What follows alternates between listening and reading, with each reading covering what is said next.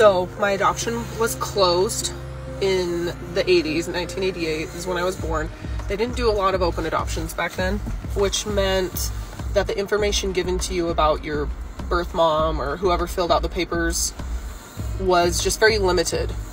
So I knew like her hair color, her height, her allergies, her hobbies, her religion, her education level, just very basic things. It was 10-ish years ago where I started kind of yearning to know what my story is. And also I was like thinking how cool it would be for me to find her and tell her thank you and show her that I'm happy and that she made the right decision, because she was 17 years old. She was really young. This was in 2014 or 15. I did the DNA test from ancestry.com. I got my results back, and it was so cool to see like what my heritage is, what my bloodline is, where my ancestors came from, because I didn't even know any of that. When you take that test, it gives you matches of DNA matches, people's names, ways to message them. It doesn't tell you how you're related to them, it just tells you that you're closely related to them.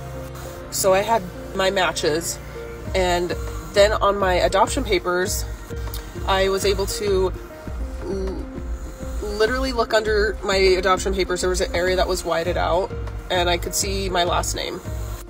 And again, it was whited out because you can't have personal information out there. I found my last name, and it was Devereaux.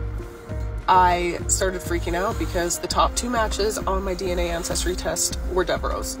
So I knew that I was related to these people somehow. I messaged these 2 top matches several times over the past several years and have had no response. And so it just kind of bummed me out. In the meantime, I had traveled to Texas to try to get my records unsealed, which was a dead end. They didn't unseal them for me, even after appearing before a judge. I was just really discouraged and thought it was the end. Until this last summer, I was going through my adoption papers again with my husband, and he saw another area that was whited out of my birth grandfather, and it said professor at blank. And my husband was able to decipher underneath that the whited out portion said UVCC, Utah Valley Community College. I live in Utah. That is in Utah. I started freaking out.